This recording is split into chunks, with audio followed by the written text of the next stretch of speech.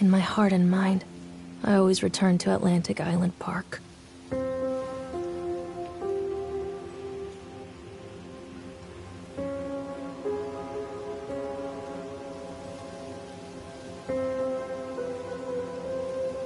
Where's Mr. Bear?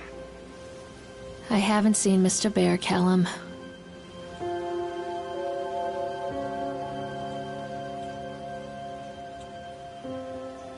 Stay in the car. I'll go and ask information.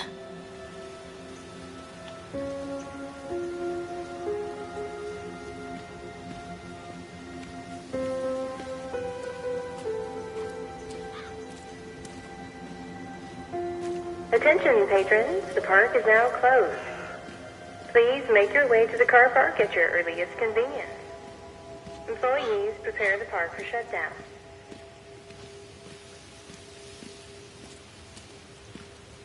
Callum was born the day this place opened. This is his favorite place in the world.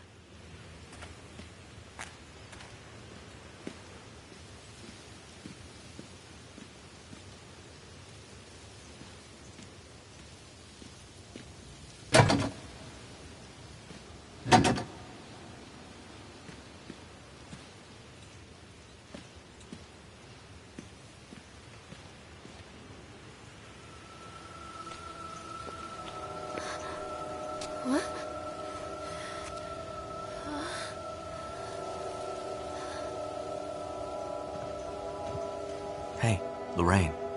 Lorraine. Don't blame yourself, Lorraine. People lose things all the time. Take a deep breath and think about the last place you saw your son's teddy bear. Hey, stop! I think your boy just ran into the park. I'll unlock the gates for you.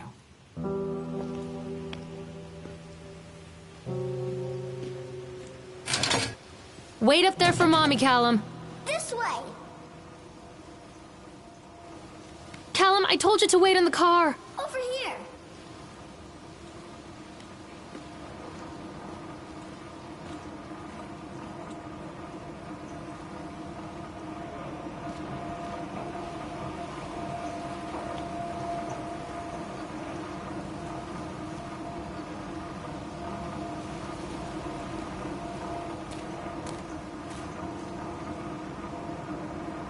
There's something special about the entrance to an amusement park. A line drawn between the real world and the world of whimsy within. On this side, the apathy of our everyday lives. And on the other, anything we might dare to dream. It's no wonder Callum ran back inside. I wouldn't want to leave either. Attention employees, the park is now closed. Have a safe journey home.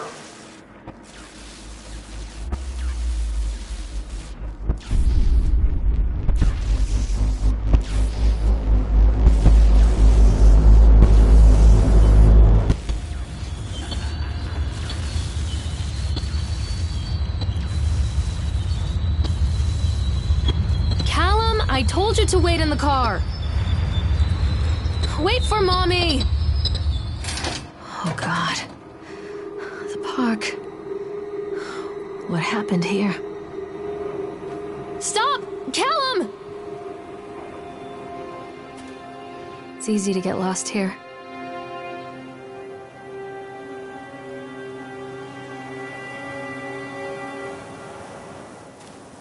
Stop, Callum!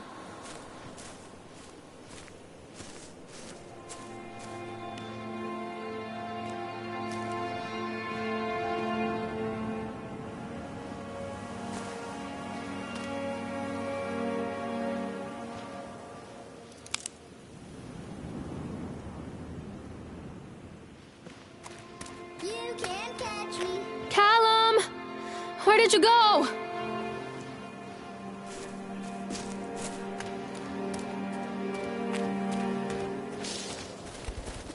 Come back. Callum?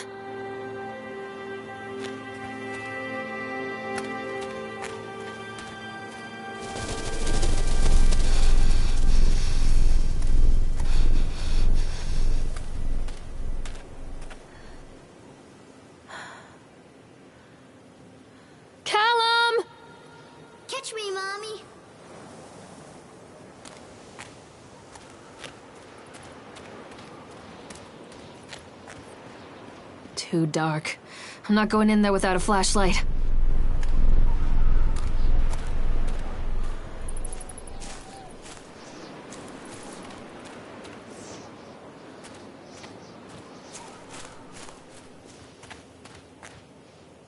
Wait for Mommy! Over here.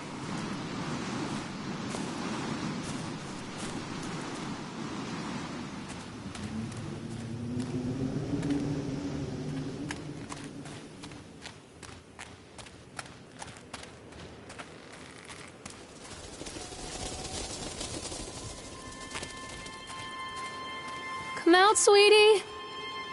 Come on, this way. I think this belongs to Callum.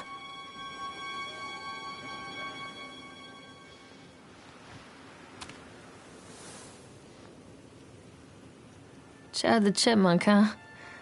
Just a drunk guy in a suit.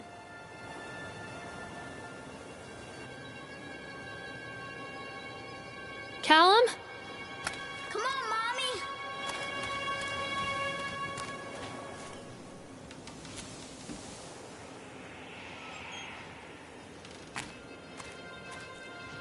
What's this?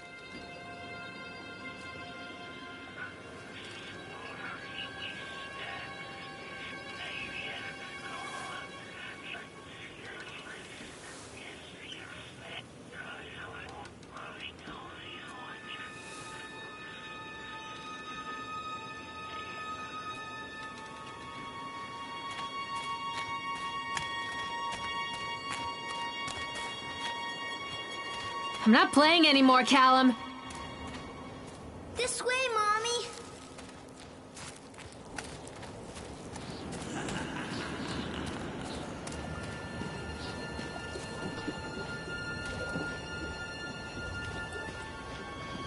Callum, stay where you are.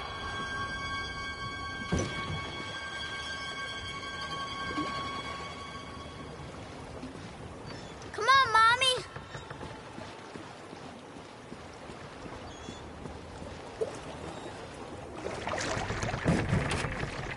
Stop! Callum! His wife and his 2 children, a boy named Hansel and a girl. They were very poor and had very little to bite or see.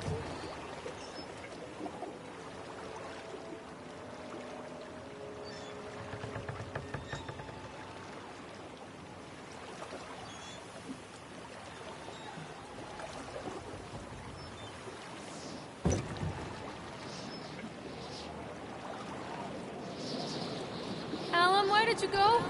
Callum, where did you go?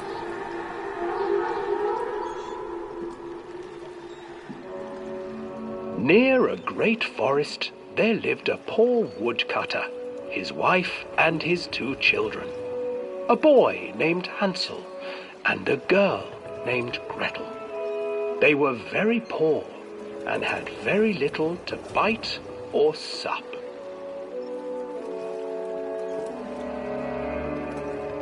"What will become of us?" the woodcutter asked his wife one night. "I tell you what, husband, we will take the children into the thickest part of the forest tomorrow and abandon them there." "No, my wife, I cannot do that," said the man. "Then we will all 4 starve, you fool." Hansel and Gretel overheard their parents talking, and Gretel began to weep. "Do not fret, Gretel," Hansel said. He crept out of the hut and gathered white stones from the ground to fill his pockets.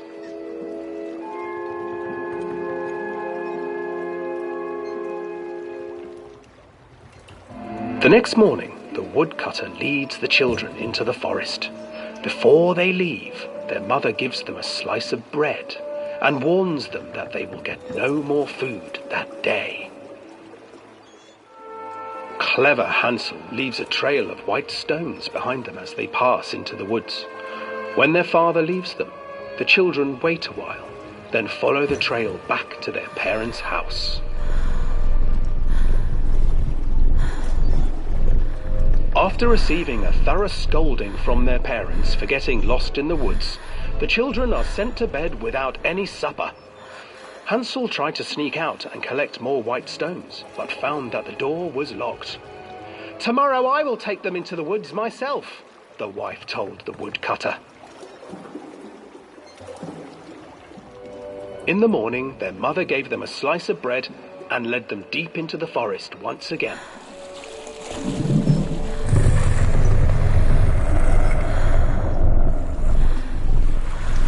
Hansel broke his bread into pieces and left a trail of breadcrumbs to lead them safely home. But hungry-eyed birds snatched up the breadcrumbs and his trail was destroyed. Abandoned by their parents and unable to find the trail home, the children wandered in the forest for 3 days.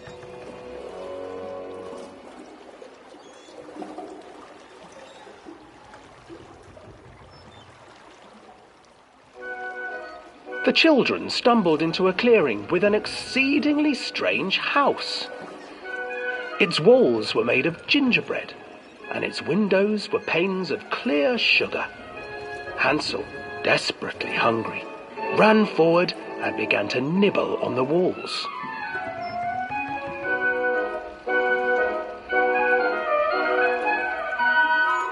"Nibble, nibble, little mouse.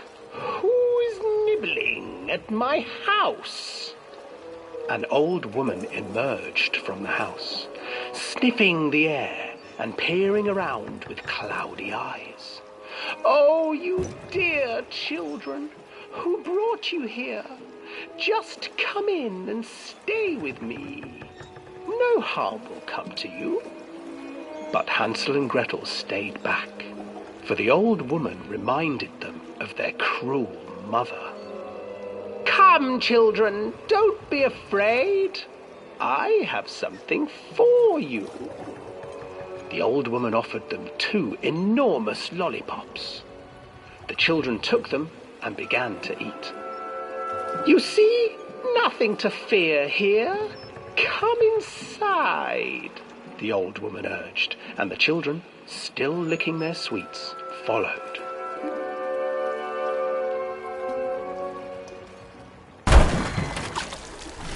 Once inside the house, the old woman changed. She stuffed Hansel into a cage and put Gretel to work, sweeping and cleaning her hut. "Your brother will make a good mouthful," the old witch told Gretel. "Once he is fattened up, I shall feast upon him."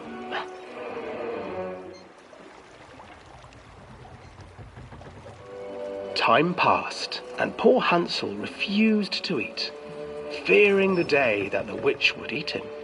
The witch, for her part, grew impatient.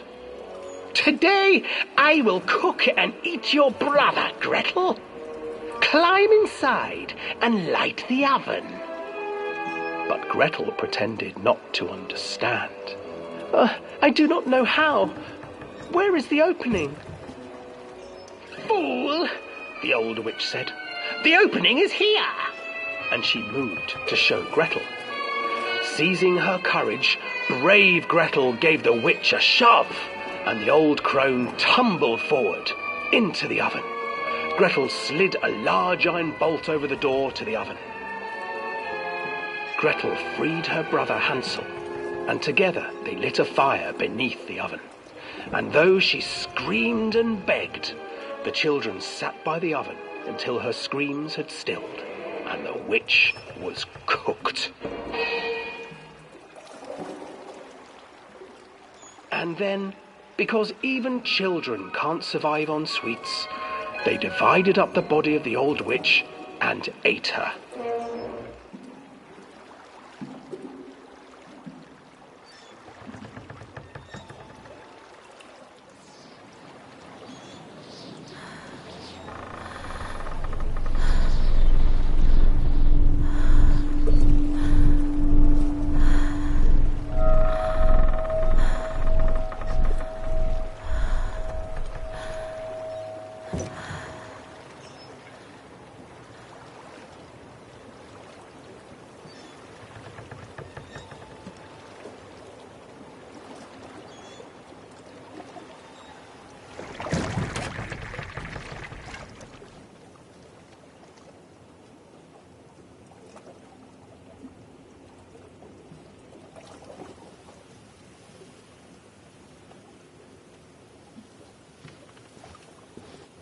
Callum, where did you go? Catch me, Mommy. Hansel and Gretel. I used to read it to Callum when the electricity was shut off. Those poor children. The whole world against them. The forest, the birds, the old witch, even their own parents. I used to imagine that Callum and I were the kids in that story. Not mother and son, but brother and sister, hand in hand against the unkind world. We were always hungry, looking for our own house made of candy, looking for the sweetness that could take the pain away. Hunger leads people to desperate, terrible places where the tree branches reach like claws. This isn't a game, Callum. Catch me.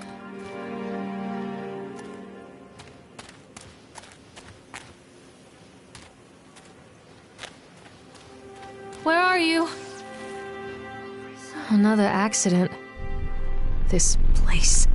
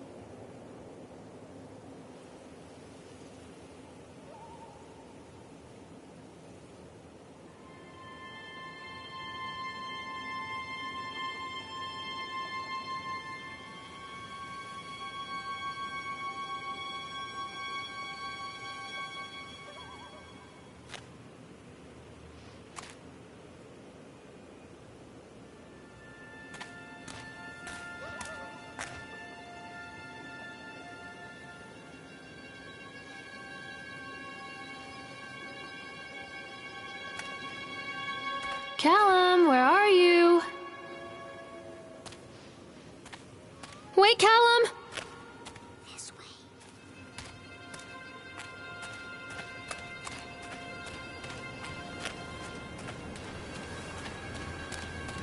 Hello?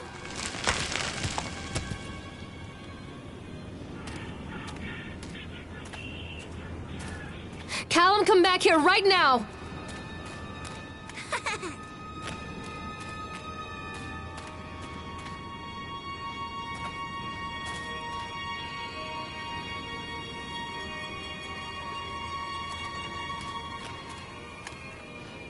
Callum, stay where you are!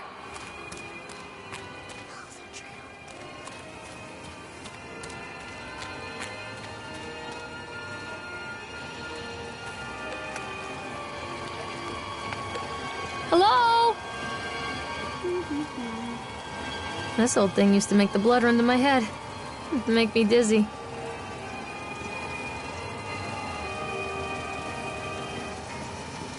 Come out, sweetie. Mother duck said quack, quack, quack, quack.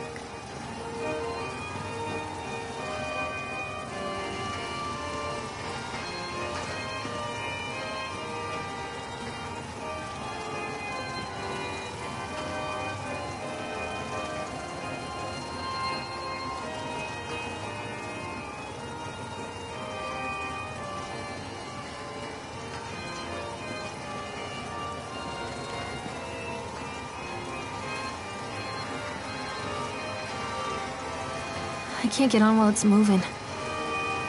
I can't get on while it's moving.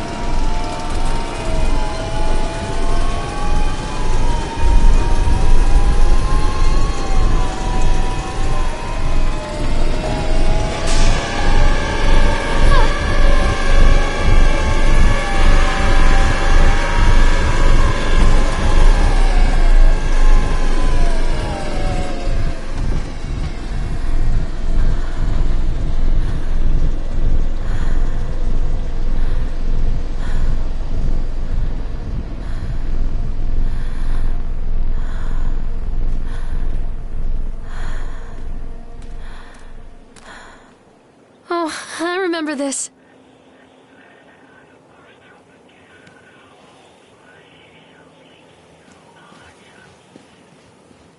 Treachery hides in thoughts.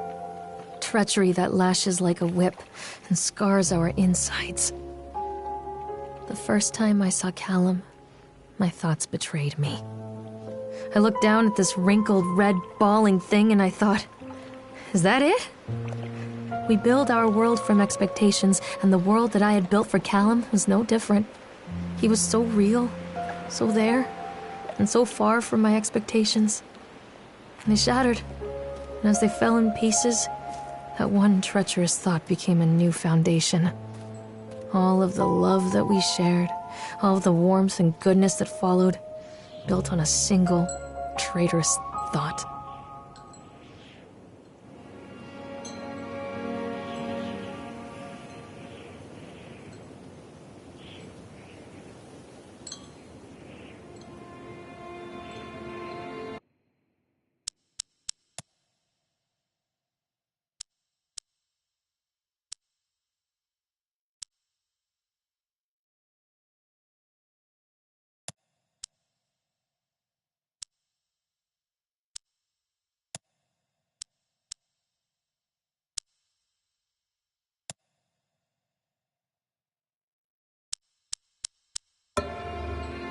Where are you? This way, Mommy. Don't hide from me, Callum. Can't touch me.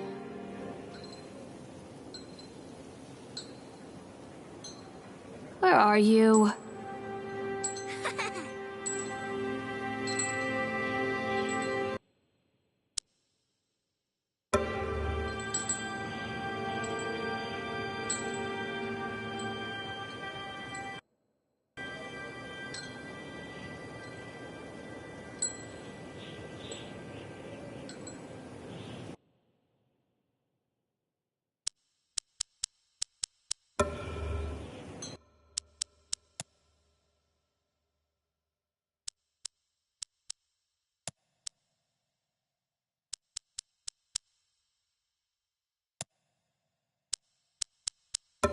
Callum?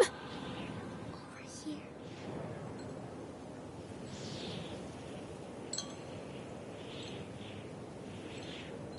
Callum!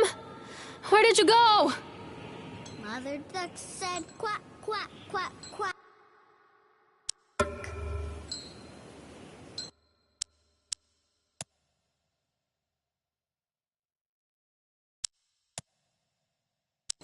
Mommy needs to see you, Callum. Catch me, Mommy.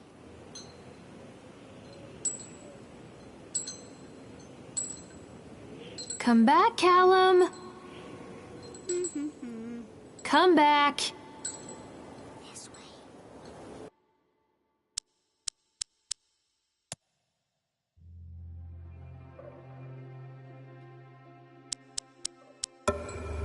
Callum,